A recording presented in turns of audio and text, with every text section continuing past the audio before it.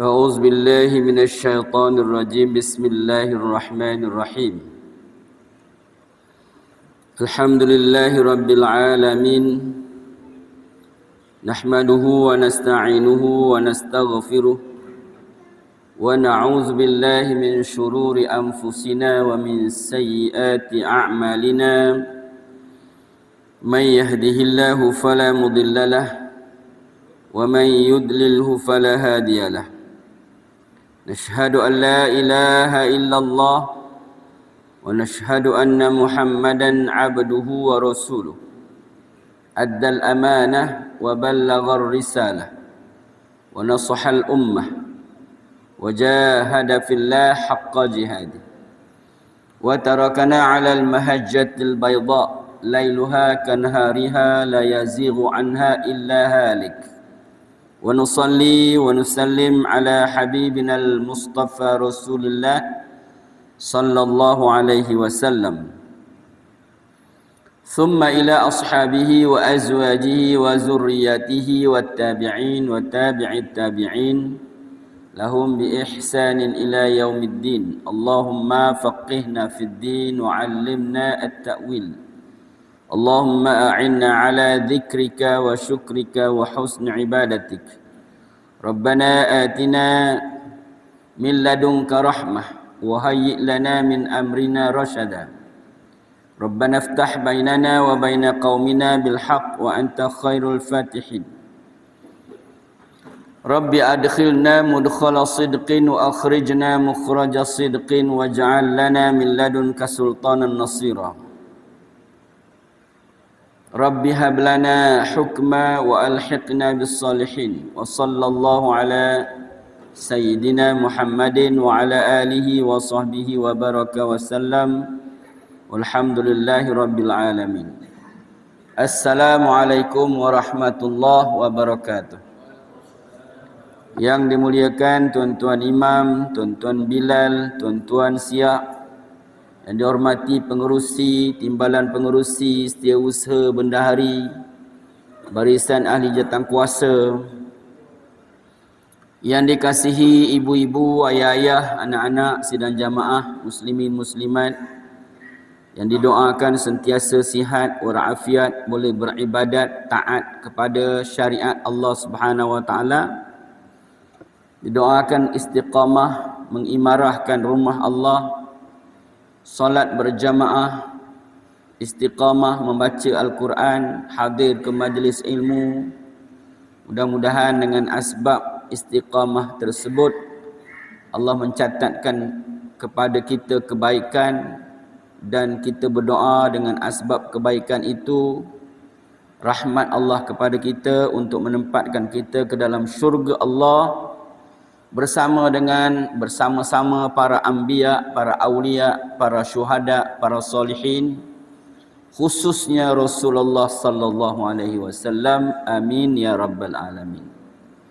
Alhamdulillah, syukur kepada Allah Subhanahu wa taala, kita masih lagi dikurniakan oleh Allah kesihatan, masa, ruang, peluang untuk kita taat kepada perintah Allah.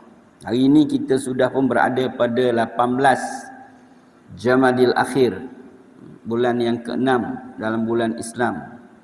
Maknanya masa terus berlalu. Apa persiapan kita untuk nanti dijemput Allah dalam keadaan Allah redha kepada kita, kita redha kepada Allah Subhanahu wa taala.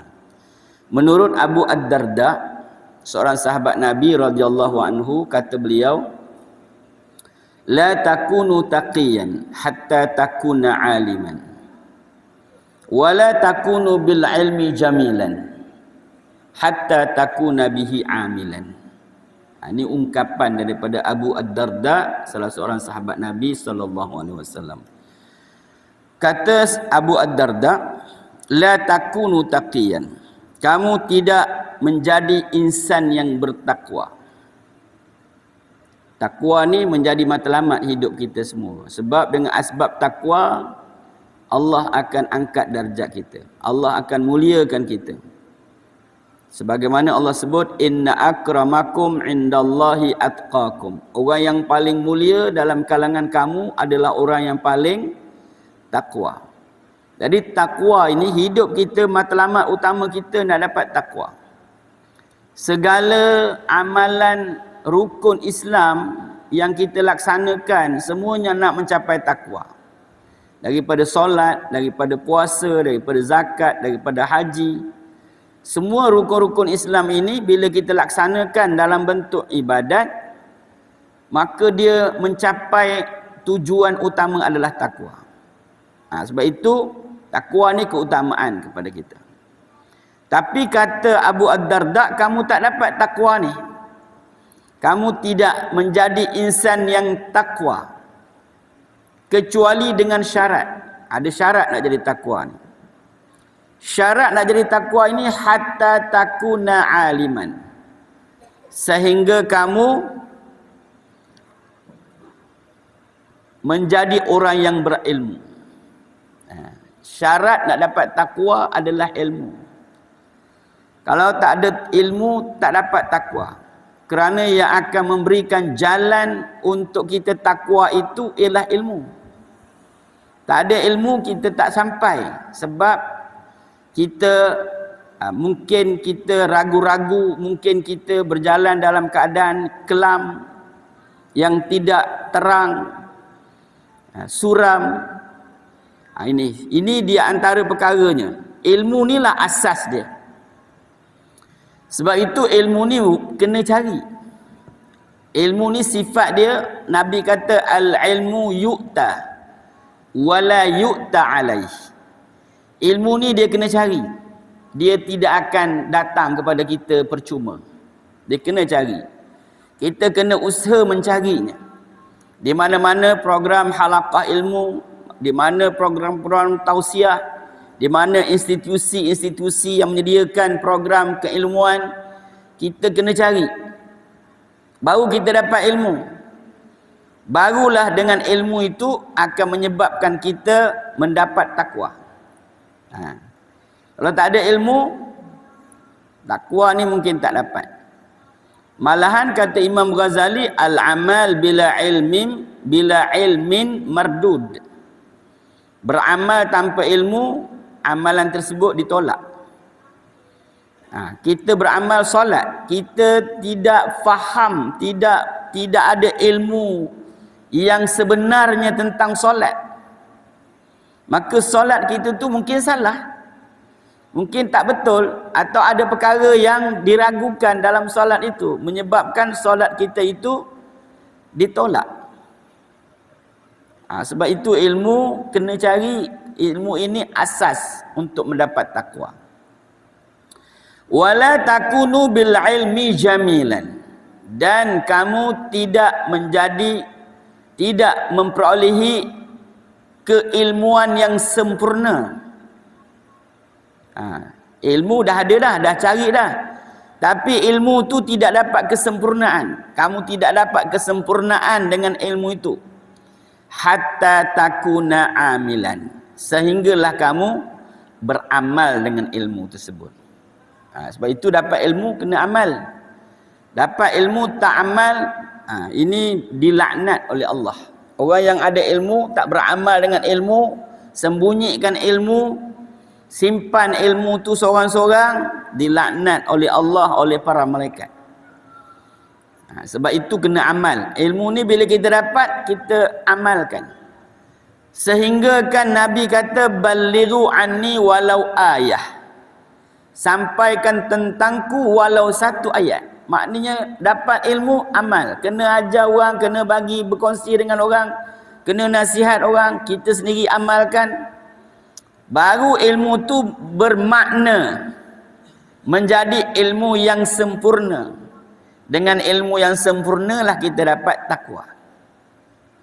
Bila dapat takwa, innalil muttaqina mafaza. Allah kata, orang yang bertakwa itu dia akan mendapat kemenangan. Dia akan mendapat kejayaan. Innalil muttaqina mafaza. Orang yang bertakwa itu dia memperolehi kemenangan. memperolehi kejayaan. Sebab itu matlamat kita, ibu-ibu, ayah-ayah, anak-anak sekalian, kita nak takwa tu.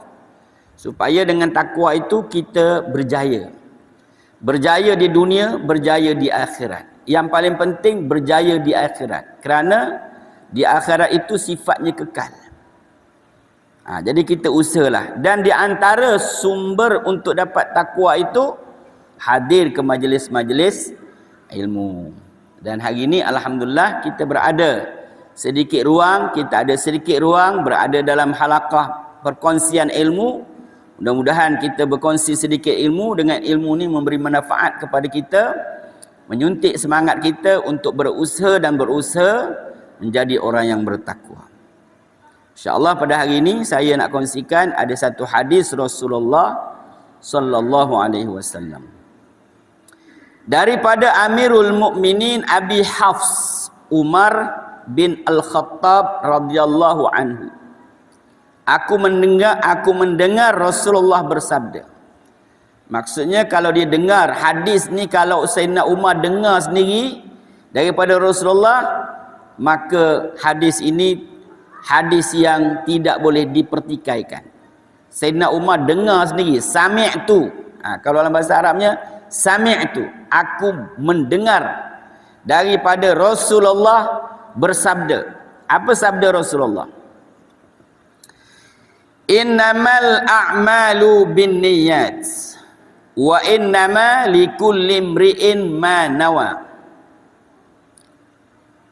Faman kanat hijratuhu ila Allah wa rasulih fahijratuhu ila Allah wa rasulih.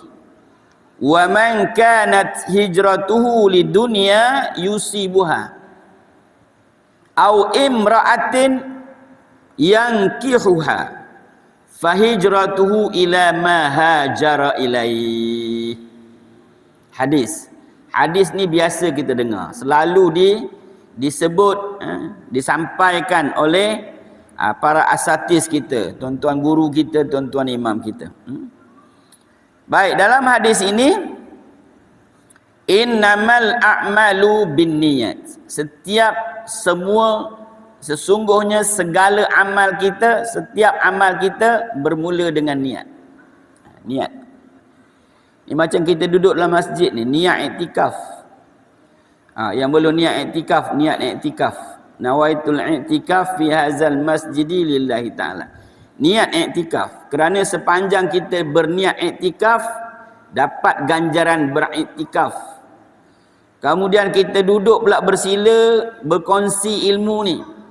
Sahaja aku berada dalam majlis ilmu kerana Allah, dapat pahala. Sepanjang kita berada dalam majlis ilmu ni, dicatatkan pahala oleh Allah Subhanahu Wa Taala. Bila kita berniat. Tapi kalau kita tak berniat, kita hanya duduk sajalah, dapatlah ilmu. Ini kita akan bincang sekejap lagi. Maknanya innamal a'malu binniyat. Setiap amal itu bermula dengan niat. Wa innama likulli imri'in ma nawa. Setiap orang tu ada niat masing-masing. Ada niat masing-masing. Setiap orang. Niat ni asas. Niat ni adalah asas kepada kehidupan kita. Kalau kita melakukan segala perbuatan ibadat umum khusus dengan niat, maka dia lillahi ta'ala. Tapi kalau kita buat tidak dengan niat kerana Allah, kita tak dapat. Tak dapat. Sebab itu kita kena niat. Semua amal kita, maknanya amal khusus, amal wajib, amal harus, amal sunat, amal khusus, amal umum, niat. Setiap orang itu berdasar kepada niat dia. Kita datang ke masjid, apa niat kita? Kalau berniatlah. Ada tak dia datang ke masjid ni berniat? Sahaja aku pergi masjid kerana Allah. Ada tak kita datang masjid tadi tu, start motor, bismillahirrahmanirrahim, saja aku pergi masjid kerana Allah? Ada ke tidak? Amal ke tidak? Itu niat tu.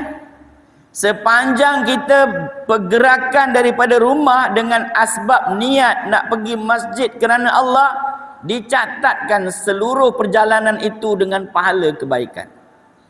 Duduk pula dalam majlis ilmu, sahaja aku duduk dalam majlis ilmu kerana Allah, sepanjang tempoh itu pula dicatat lagi dengan gandaan dan gandaan.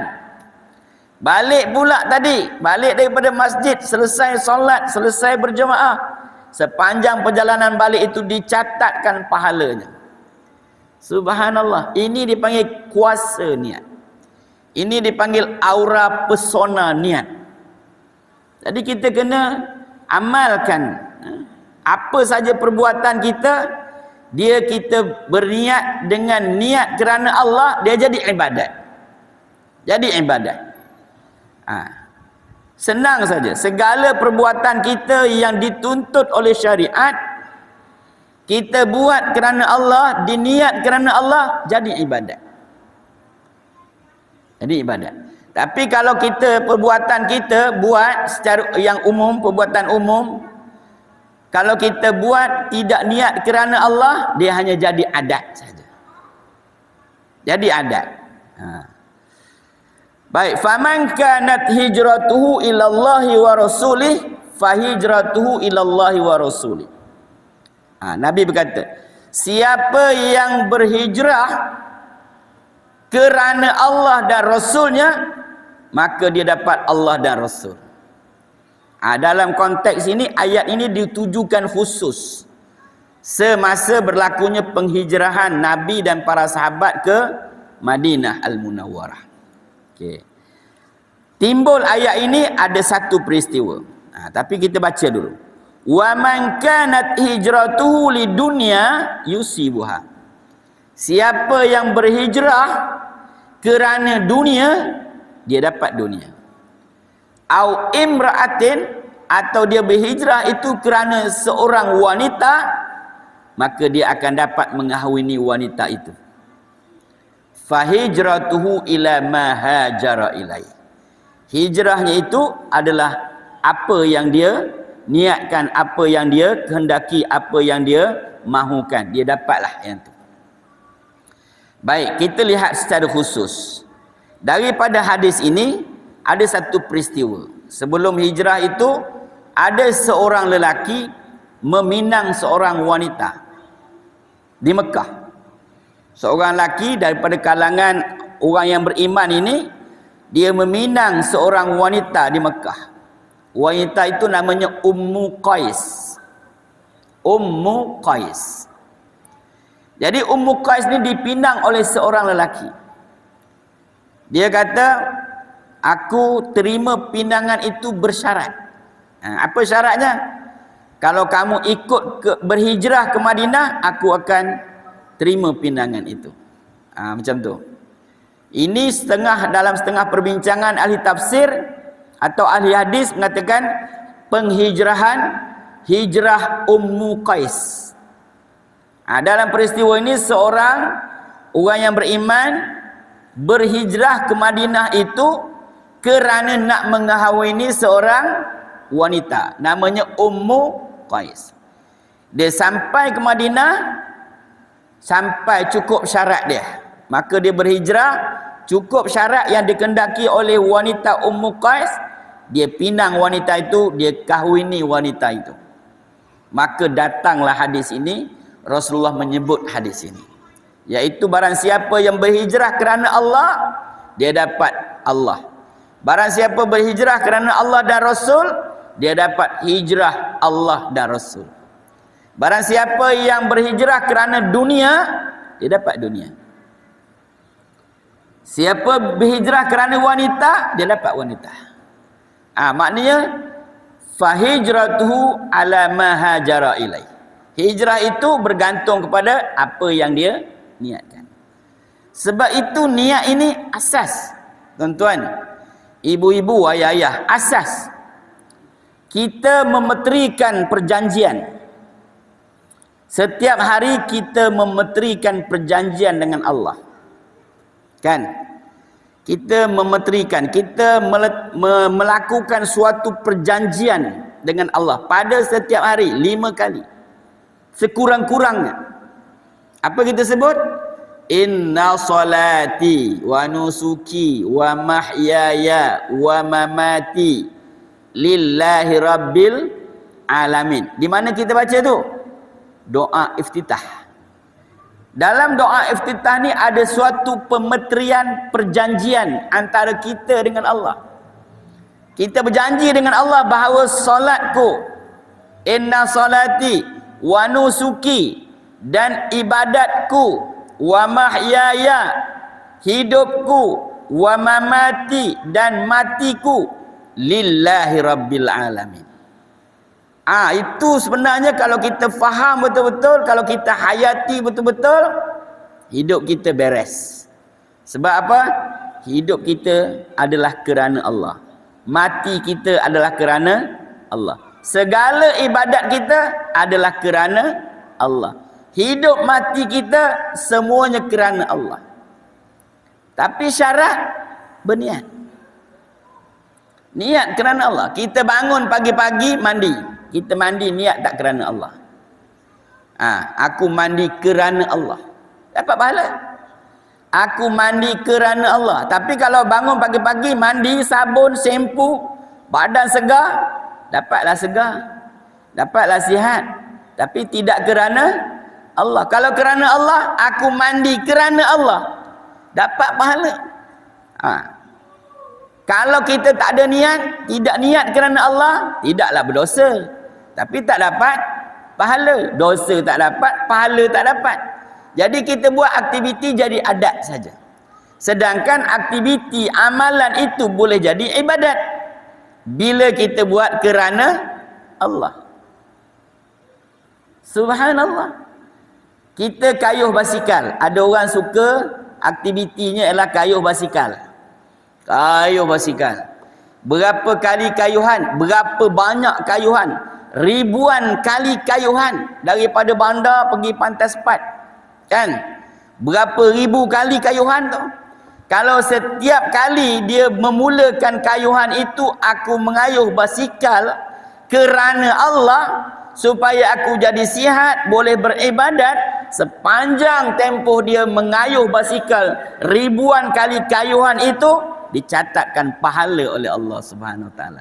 Jadi kita punya amalan harian yang umum jadi ibadat. Aktiviti harian kita yang umum, yang biasa-biasa, sebenarnya boleh convert jadi ibadat bila kita buat itu kerana Allah. Berapa ramai orang suka memancing, tapi dia mancing kerana Allah ke tidak? Sahaja aku memancing kerana Allah. Duduk berapa jam, daripada pukul 8 malam sampai pukul 4 pagi. Kalau kerana aku mancing kerana Allah, dapat apa? Dicatatkan ganjaran pahala. Kerana apa? Buat kerana Allah. Tapi kalau kita tidak sebut kerana Allah, dia jadi adat, jadi hobi. Mancing adalah satu hobi, tapi dapat hobi, kemudian dapat letih, dapat penat. Kalau niat kerana Allah, dapat pahala. Ini dipanggil aura niat. Innamal a'malu binniat. Berapa ramai orang main bola sepak? Main bola sepak kerana Allah ke tidak? Atau kerana piala saja? Terlepas piala, kan? Tak dapat piala, frust je menungging, balik Malaysia daripada Thailand, tak dapat apa-apa, kan? Tapi kalau niat pergi main kerana Allah, piala tak dapat, pahala dapat. Tambah pula kalau kita main itu ikut syariat, semayang dijaga, aurat dijaga, lagi banyak ganjaran yang Allah bagi. Ini kita nak convert adat tu biar jadi ibadat dengan asbab niat. Niat tu menjadi penentu kepada satu-satu amalan bertukar menjadi ibadah. Subhanallah, sangat simple, sangat senang, mudah untuk kita lakukan. Berapa ramai orang mulakan apa saja aktiviti hariannya, kalau dia bermula dengan aku buat ini kerana Allah, maka dia dapat jadi ibadat. Sepanjang tempoh dia melakukan amalan itu dengan niat kerana Allah, maka ia dicatat sebagai ibadat. Itu yang dia katakan inna salati wa nusuki. Wa nusuki itu ialah nusuk. Nusuk ni apa? Mengerjakan haji. Atau dalam perkataan yang umum, nusuk ni apa? Ibadat. Segala perkara yang jadi umum, perbuatan umum yang tidak melanggar syariat, yang ditegah oleh syariat, yang tidak dibenarkan oleh syariat, kita buat, dia jadi ibadat. Kecuali yang dilarang oleh syariat lah. Sahaja aku merokok kerana Allah. Ada ke? Ada ke orang smoker sahaja aku merokok kerana Allah? Tak tahulah ya, ada ke tak ada. Kalau dia tak berani nak sebut, maknanya dia mesti dia rasa bahawa merokok tu tak betul. Kalau dia berani, dia sebutlah sahaja aku merokok kerana Allah. Tapi majlis fatwa telah mengeluarkan suatu keputusan bahawa merokok adalah haram hukum dia. Siapa yang merokok hukum dia haram. Sebab itu orang merokok dia tidak bismillahirrahmanirrahim, sahaja aku merokok kerana Allah. Tak ada. Agaknya lah, kalau ada tak tahulah, wallahu alam. Yang dilarang oleh syariat tak perlulah. Yang kita kata ni perkara yang harus, perkara yang dituntut oleh syariat, yang diperintahkan oleh syariat. Bila kita buat, kita akan dapat pahala menjadi ibadah. Perkara yang harus. Yang wajib pasti semayang kita berniat. Kan? Semayang, sahaja aku semayang maghrib 3 rakaat kerana Allah Ta'ala. Sahaja aku semayang isyak 4 rakaat kerana Allah Ta'ala. Itu pasti yang dah wajib. Ada dia punya atur caranya, ada dia punya panduannya. Tapi ini perkara amalan yang harus. Berniaga cendol, berniaga di pasar malam, atau apa saja. Kalau kita berniaga di pasar malam, berniaga cendol, sahaja aku berniaga cendol kerana Allah Ta'ala, sepanjang tempoh perniagaan kita dicatatkan sebagai ibadah. Allahu Akbar. Subhanallah. Sepanjang kita buat apa aktiviti yang harus tadi tu, kita buat kerana Allah, maka dicatatkan sebagai ibadah, mendapat ganjaran pahala seperti yang telah dijanjikan oleh Allah Subhanahu Wa Taala. Ini nampak kita kata macam mudah saja. Mudah saja. Perkara yang harus, yang wajib pasti yang harus ni. Yang kita tak terfikir, takkan jadi ibadat kot. Yang kita rasa yang biasa-biasa kita buat. Ni kita masak untuk bagi makan orang. Selepas sembahyang isyak contohnya, ahli-ahli jalan kuasa masak. Sahaja aku masak kerana Allah. Nak bagi orang makan supaya dengan asbab makan itu dia jadi taat kepada perintah Allah, jadi ibadah. Sahaja aku basuh pinggan, sahaja aku cuci gelas, sahaja aku lap meja kerana Allah, dicatatkan sebagai pahala ibadah. Simple, tapi kita amal. Sebab Nabi dah suruh, innamal a'malu binniyat. Segala amalan kita ini yang diharuskan oleh syariat, bila kita buat, dia diberikan ganjaran pahala, dicatatkan sebagai ibadah. Tapi kalau tidak, kalau kita tak niat, dia jadi adat saja.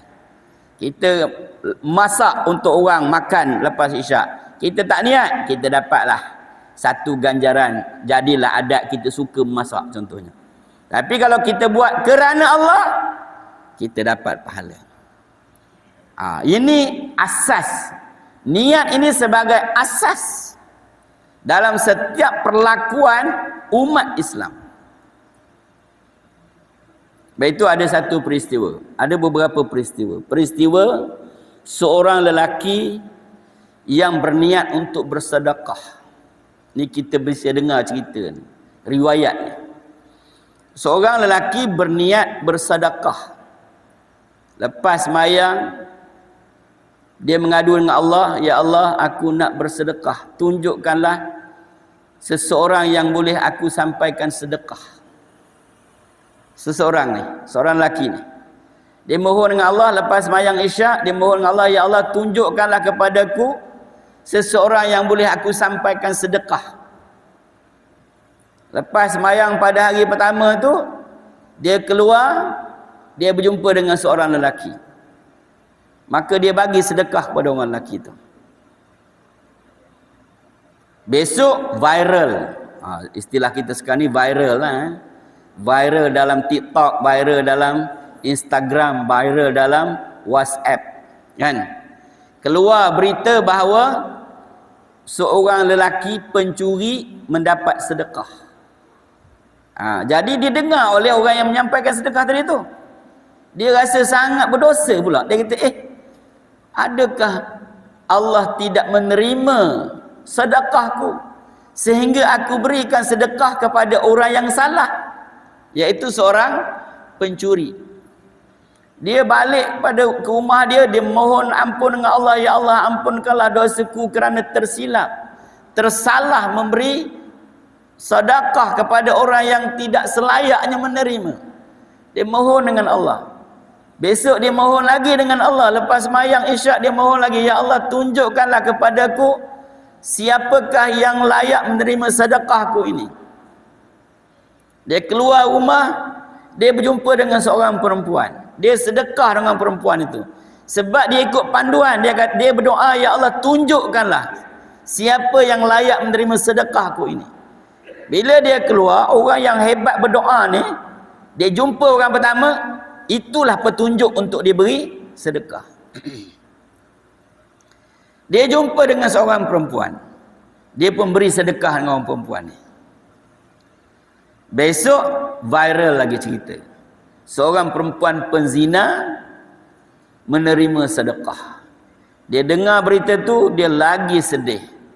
Ya Allah, adakah Allah tidak menerima sedekahku sehingga kan sedekah yang kuberikan ini tersalah sasarannya, bukan orang yang sepatutnya menerima sedekah. Sebab dah kecoh, dah viral menyatakan perempuan zina dapat sedekah. Hari ketiga dia mohon lagi dengan Allah, dia minta ampun dengan Allah, ya Allah ampunkanlah dosaku kerana tersalah memberi sedekah kepada orang yang tidak selayaknya. Besok mohon lagi, ya Allah tunjukkanlah orang yang layak untuk aku berikan sedekah. Hari yang ketiga, dia keluar malam, dia berjumpa dengan seorang lelaki, dia bagi sedekah kepada orang lelaki itu. Besok tersiar berita cerita bahawa seorang kaya mendapat sedekah. Rupanya orang yang ketiga tu orang kaya pula. Jadi dia mengadu dengan Allah, ya Allah adakah sedekahku tidak diterima ya Allah, kerana orang yang aku sedekah ini sepertinya orang yang tidak sepatutnya menerima sedekah. Ya Allah ampunkanlah dosaku ya Allah. Dia tadi niat apa? Niat bersedekah, niat nak buat baik kerana Allah. Tapi apa yang dia dapat, menurut sangkaan zahirnya, dia telah tersalah memberi sedekah. Malam yang keempat, dia bermimpi didatangi oleh malaikat. Malaikat mengata Allah telah menerima, Allah telah mengkabulkan niat kamu bersedekah itu. Jadi malaikat menerangkan bahawa orang pertama yang kamu sedekah itu seorang pencuri. Bila kamu berikan sedekah kepada dia pada malam itu, aktiviti mencurinya tidak lagi dilakukan. Hikmah dia. Maknanya orang yang tadi, yang pencuri tadi tu, malam tu dia dapat sedekah, dia tutup kedai mencuri dia. Kerana apa? Dah dapat apa yang dia kehendaki. Hikmahnya, maknanya Allah terima. Sebab apa? Niat tadi tu, niat dia berpaksi kepada niat yang betul. Niat nak memberi sesuatu demi kerana Allah. Hari yang kedua, malaikat kata hari kedua kamu bersedekah diterima oleh perempuan zina. Maka bila kamu bagi sedekah kepada perempuan zina, pada hari itu dia tidak berzina. Maknanya menyedarkan perempuan itu bahawa dia punya keperluannya sudah diberikan, sudah diperolehi, maka dia tak perlu lagi melakukan zina untuk mendapat kewangan tadi. Hikmah dia. Dan yang ketiga, orang kaya. Orang kaya ni dapat sedekah juga. Patut dia kaya, patutnya tak layak mendapat sedekah. Malaikat kata, kamu memberikan sedekah kepada orang kaya itu, dengan asbab kamu beri sedekah kepada orang kaya itu menyedari bahawa dia sebenarnya sepatutnya memberi sedekah, bukan sepatutnya menerima sedekah. Akhirnya orang kaya itu memulakan aktiviti memberi sedekah pula, kerana terkesan dengan pemberian sedekah yang diberikan kepadanya yang dia selayaknya tidak dapat. Ini hikmah yang diperolehi kerana apa? Niat kerana Allah. Jadi bila kita berniat kerana Allah, faman kanat hijratuhu ila Allah wa rasulih fa hijratuhu ila Allah wa rasulih. Barang siapa yang berhijrah kerana Allah dan Rasul, dia akan dapat Allah dan Rasul. Baik itu kita, ibu-ibu, ayah-ayah, sidang jemaah sekalian, anak-anak, niat ini adalah paksi kepada kehidupan kita. Sebab itu hadis ini dikatakan menurut setengah ahli tafsir, hadis ini merupakan 1/3 daripada keperluan Islam. Hadis niat ni. Maknanya betul lah, sebabnya segala amalan kita bermula dengan niat. Bila kita bermula dengan niat, maka amalan itu jadi ibadah. Tapi kalau niat salah, dia tak jadi ibadah. Malahan dengan asbab niat salah, boleh jadi kita dihukum oleh Allah.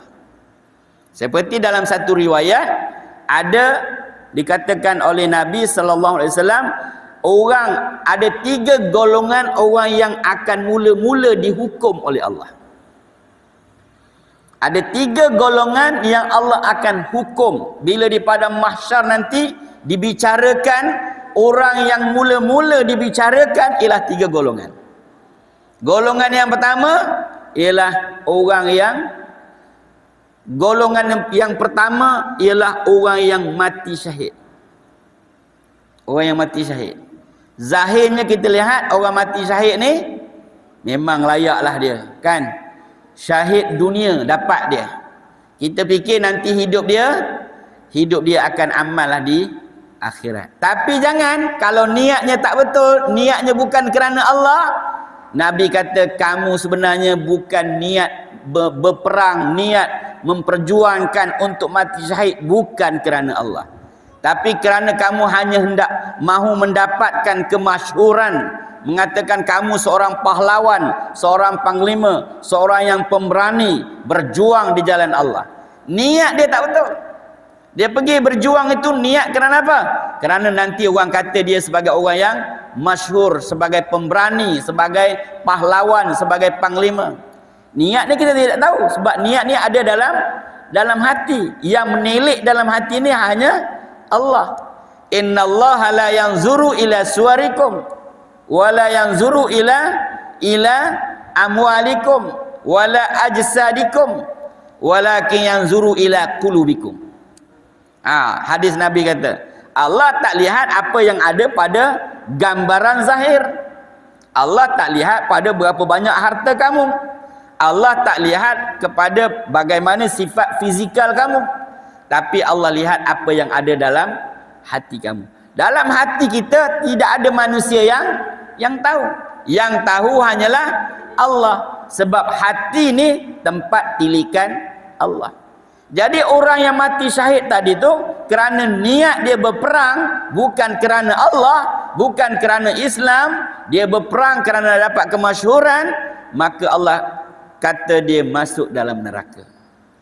Wal'iyazu billahi min zalik. Allahu akbar, subhanallah. Golongan yang kedua, golongan orang yang dikurniakan oleh Allah ilmu.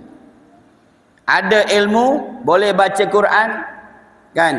Kemudian dia menjalankanlah aktivitinya, mengajar ilmu ke seluruh pelosok alam ini, kan? Kemudian mengajar orang baca Quran pula, suaranya yang merdu, yang lunak, dan didengari suaranya itu ke seluruh pusuk dunia pula, kan? Bila dia mati, dia masyhur, dia dikenang sebagai orang alim, dia dikenang sebagai orang yang qari, yang bacaannya baik, baca Qurannya baik. mati dalam keadaan zahirnya dilihat sebagai orang yang alim, orang yang pandai baca Quran.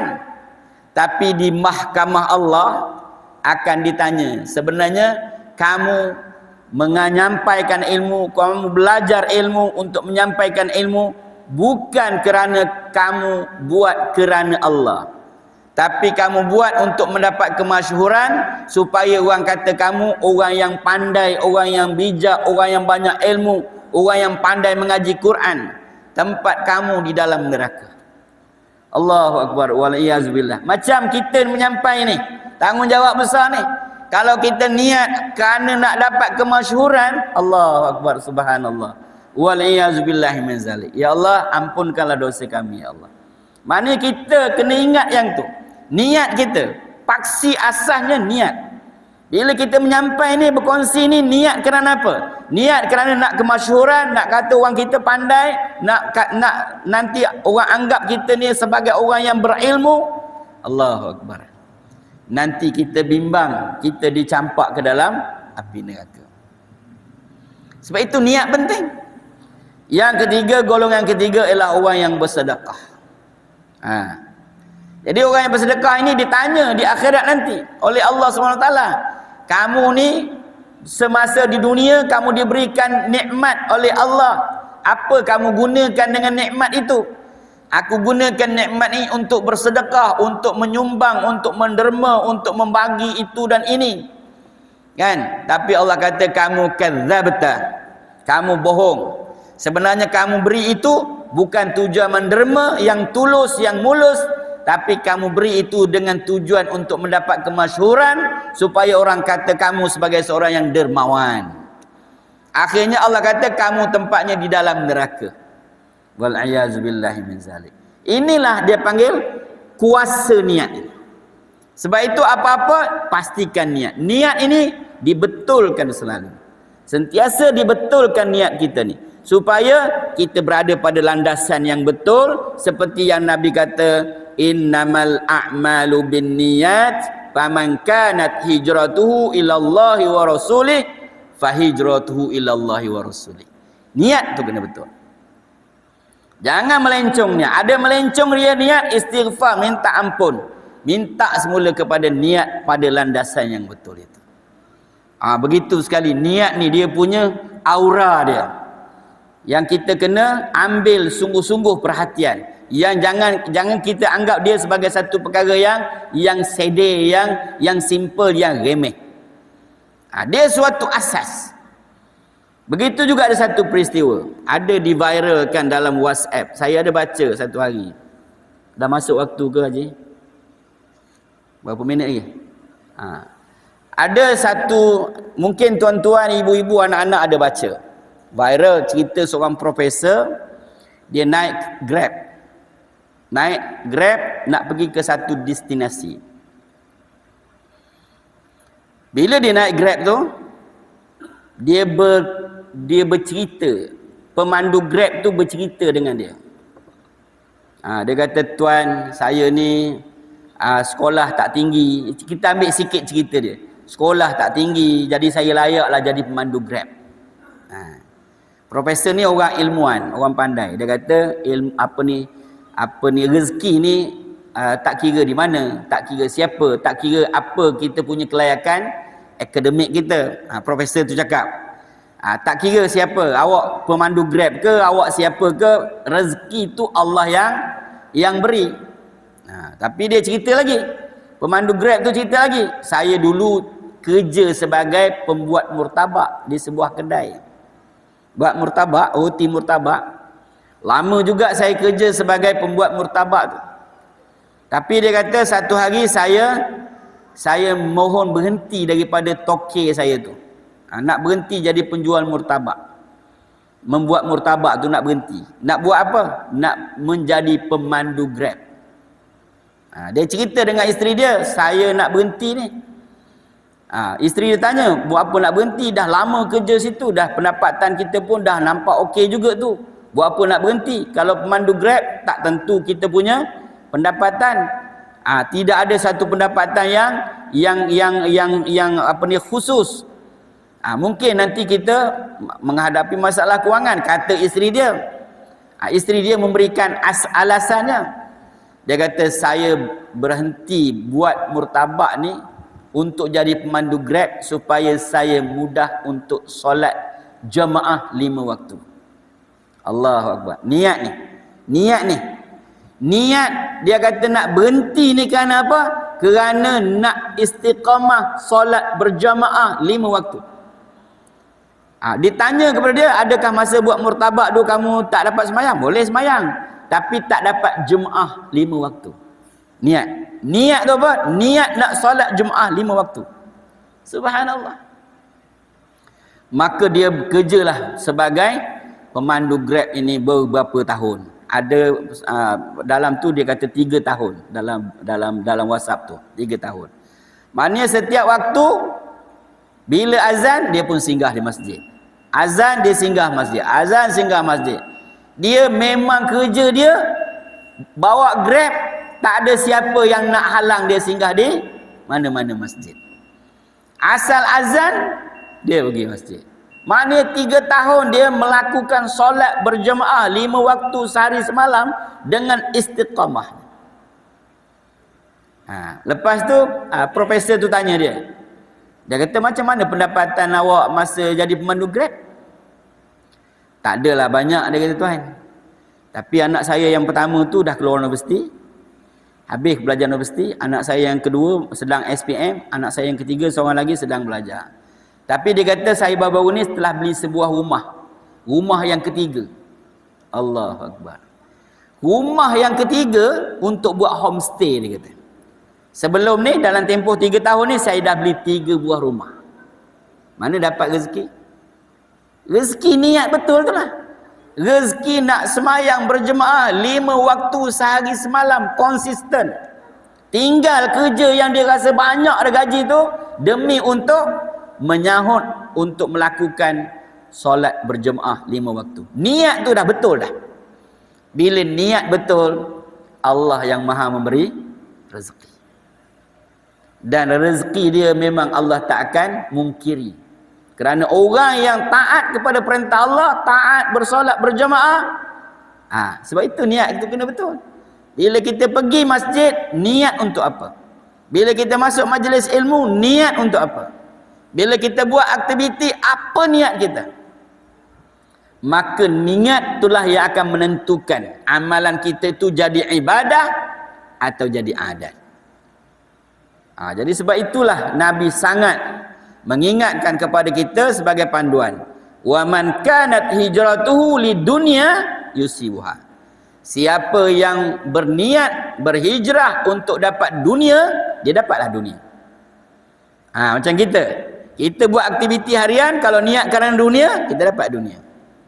Bekerja nak dapat anugerah kecemerlangan, dapatlah anugerah cemerlang.